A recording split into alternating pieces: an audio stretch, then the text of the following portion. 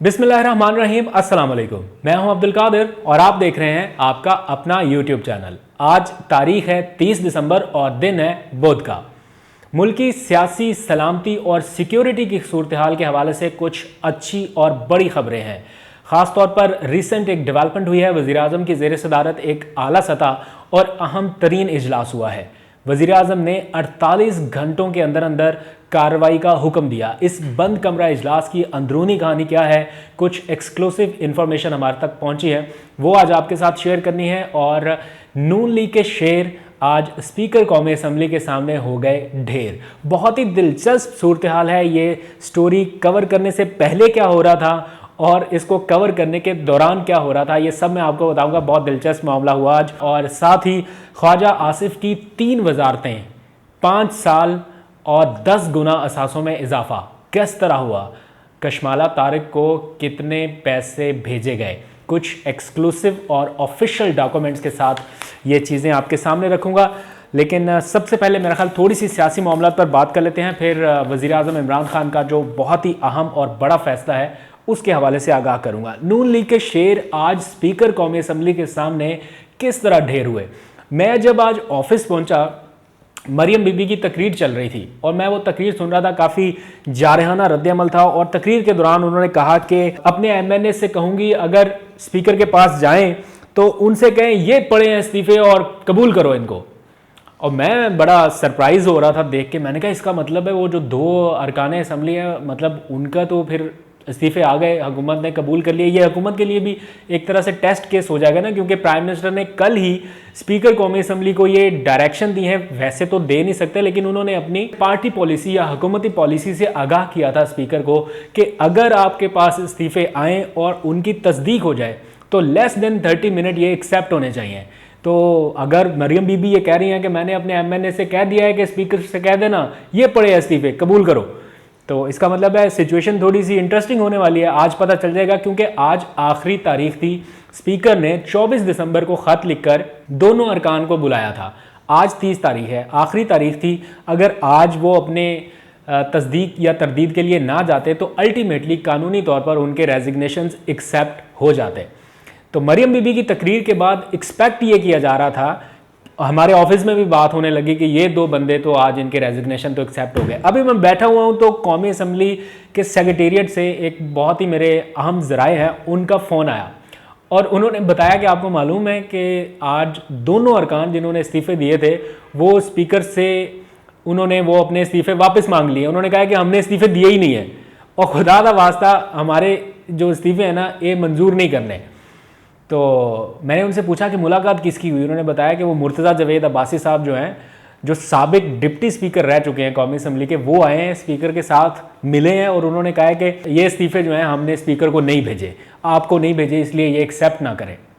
उनकी एक ऑडियो भी वायरल हुई और उन्होंने उस ऑडियो में वो बता रहे हैं कि पता नहीं जी किन्ने शरारत की है, असी तो इस्तीफ़े नहीं दिते, ये किसी ने जाली साइन करके तो साढ़े इस्तीफ़े कौमी असम्बली भेज दिते, असी इसकी तहकीक करांगे। जिन्हें जैली साढ़े साइन करके स्पीकर ਨੂੰ 14 तरीक जमा कराए ना, असां ते पार्टी ਨੂੰ ਦਿੱਤੇ ना, ये स्पीकर ਨੂੰ दे फेक है, ये जैली है। बस पौना ला बेहतर जानदा है किसने शरारत की थी, लेकिन चलो इसते सामने आ जासी, ठीक है। जबकि जो स्पीकर कौमी असम्बली के सेक्रेटेरिएट की जानिब से तस्दीक कराई गई कि क्या ये साइन इनके अपने हैं या नहीं, तो उस लेटर में लिखा हुआ है, जब इन्हें तस्दीक के लिए बुलाया गया उसमें लिखा है कि आपके ओरिजिनल दस्तखत हैं, ये हमने रिकॉर्ड से मैच कर लिए हैं, इसलिए अब आप आएँ इसकी तस्दीक करें या तरदीद करें। तो थोड़ी देर पहले मरियम बीबी कह रही है कि मेरे अरकान जाएं और स्पीकर से कहें ये पढ़े इस्तीफ़े और वो अरकान गए और वो बस पाँव नहीं पड़े स्पीकर के, उन्होंने कहा कि इस्तीफ़े कबूल नहीं करने, हमने नहीं दिए। तो ये सूरत हाल है। इतनी इंटरेस्टिंग सिचुएशन के अपनी पार्टी के लीडर उनकी बात नहीं उन्होंने मानी। वैसे असूलन तो ये होना चाहिए था कि अगर आपकी क़यादत वो कह रही है कि अब अगर आप जाएं तो आप रेजिग्नेशन दे दें, आप वापस ना लें, तो गैरत और इज़्ज़त का तकाजा तो यही था कि अगर दे दिए थे इस्तीफ़े और पार्टी लीडरशिप भी ये कह रही है तो आप वापस ना लेते। लेकिन उन्होंने तो जाके कहा कि जी नहीं नहीं नहीं नहीं नहीं हमने नहीं दिए इस्तीफ़े, पता नहीं आप तक कैसे पहुँचे, हम इंक्वायरी कराएंगे इस मामले की। तो वो बड़ा एक दिलचस्प सूरत हाल पेश होगी। उन्होंने तहरीरी तौर पर, दोनों अरकान ने तहरीरी तौर पर स्पीकर कौमी असम्बली को ये दरख्वास्त दी है कि ये इस्तीफ़े हमारे नहीं हैं, ये जाली हैं, ये 2 नंबर हैं, हमने आपको नहीं भेजे, मंजूर ना करें। आगे चलते हैं। वज़ीर आज़म इमरान खान की ज़ेर सदारत अब से कुछ देर पहले एक बहुत ही अहम तरीन और आला सतह इजलास हुआ। इस इजलास के हवाले से 2 दिन से कुछ इतलात गर्दिश कर रही थी कि पाकिस्तान मुखालिफ एक नेटवर्क है NGOs का और बाज़ ऐसे इदारे जो पाकिस्तान में रजिस्टर्ड हो गए हैं और कुछ ऐसी NGOs हैं जो रजिस्टर्ड होने की कोशिश कर रही हैं, और इसी दौरान पाकिस्तान के ख़िलाफ़ यही NGOs एक मुनज़्ज़म मुहिम चला रही हैं। और किन का इस्तेमाल किया जा रहा है? ह्यूमन राइट्स का, इस्लामोफोबिया का, अक़लियतों का, ख़वातीन का।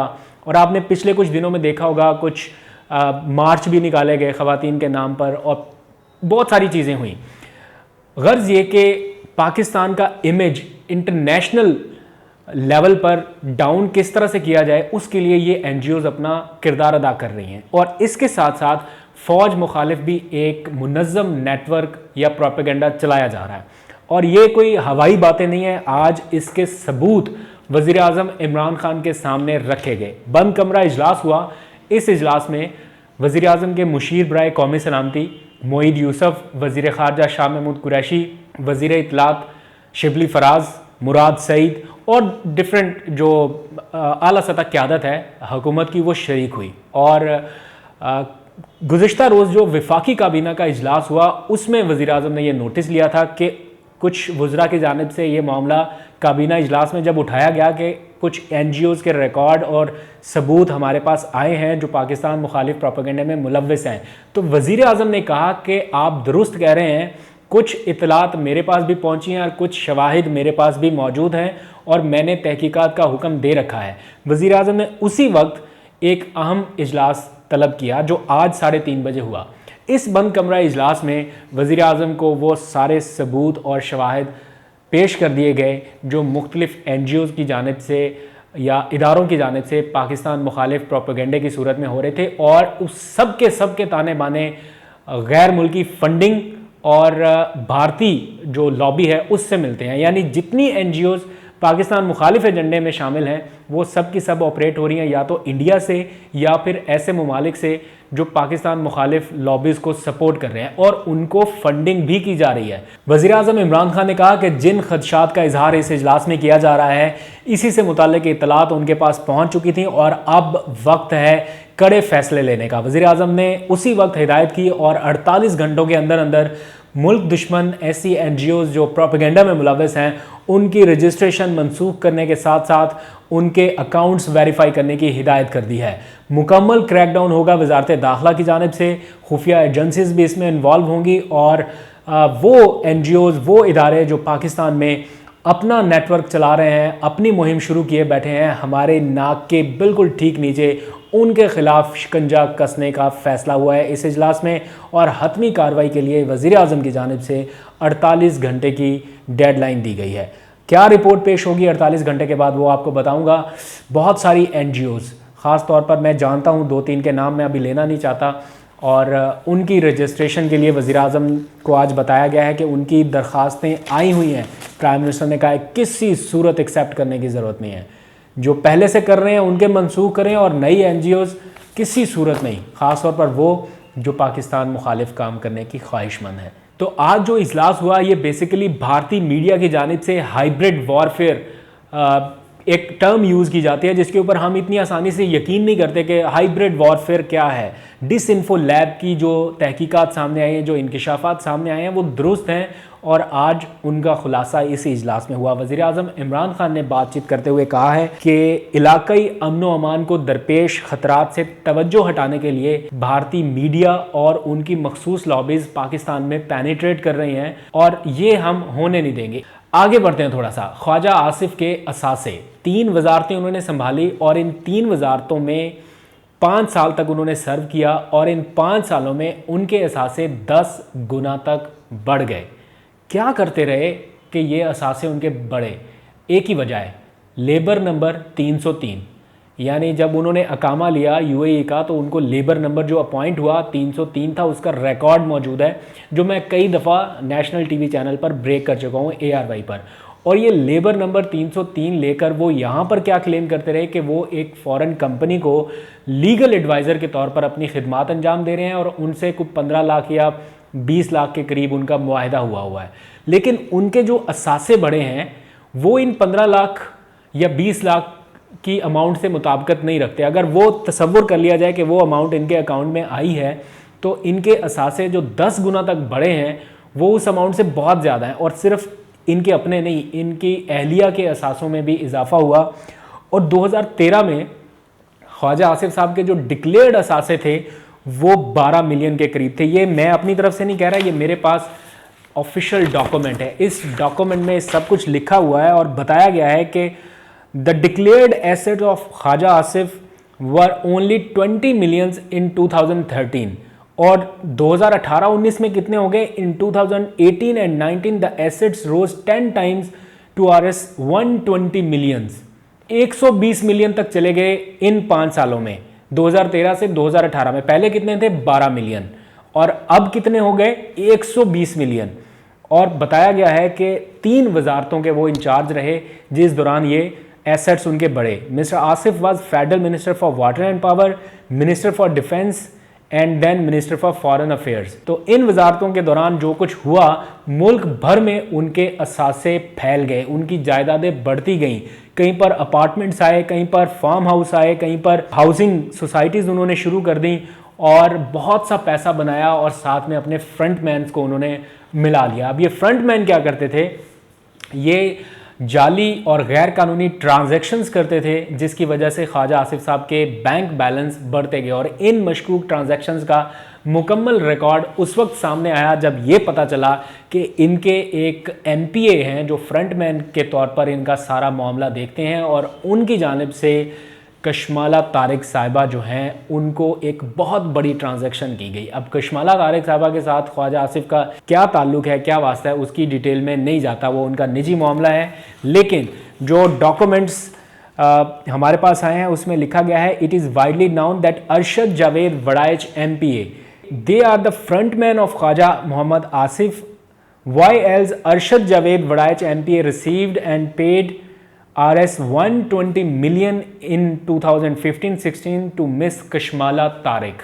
कशमाला तारिक को 120 मिलियन रुपए की ट्रांजैक्शन उनके अकाउंट में ख्वाजा आसिफ के फ्रंटमैन की जानिब से की गई है। इतना पैसा कहाँ से आया? ये 15 लाख रुपया जो पर मंथ उन्होंने बताया है कि वो लेते थे UAE की कंपनी से, उससे तो ये मुमकिन नहीं था। ख्वाजा आसिफ साहब ने क्लेम किया कि वो लीगल एडवाइज़र थे। क्या आपने आज तक कभी ख्वाजा आसिफ साहब को लीगल एडवाइस देते हुए किसी जगह पर देखा या सुना कि वो लीगल एडवाइज़र है? मुझे मालूम नहीं, अगर उनकी तालीम इस हवाले से हो तो मैं कुछ कह नहीं सकता। लेकिन जो ऑफिशियल रिकॉर्ड मेरे पास है उसके मुताबिक उसमें लिखा गया है कि मुलाजमत का मुआहिदा जाली था और सिर्फ UAE का अकामा लेने के लिए ये मुआहिदा मुलाजमत का किया गया था। तारिक मीर और अरशद जावेद के नाम से जो फ्रंटमैन थे उन्होंने पूरा करोड़ों रुपए की मशकूक ट्रांजैक्शंस का मामला संभाला हुआ था और इसी के ज़रिए ये केस उनके ऊपर बिल्ड हुआ है, asset beyond mean and money laundering.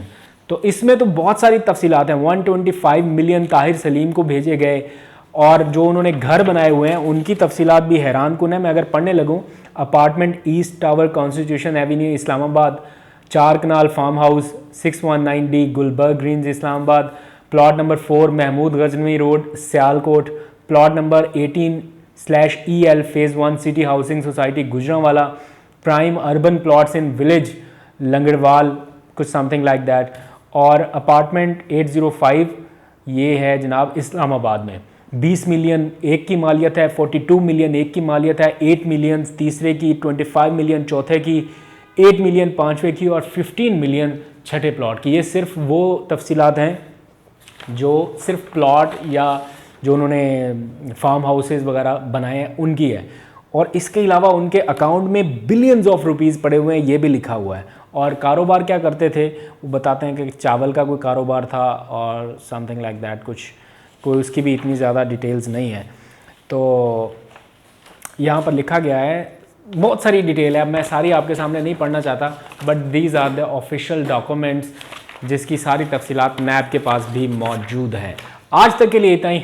अपना बहुत सा ख्याल रखिएगा। नया साल आने वाला है, एक बहुत अच्छी और बड़ी खबर जल्द आपके साथ शेयर करूँगा। स्टे ट्यून्ड, अपना ख्याल रखिएगा। पाकिस्तान जिंदाबाद।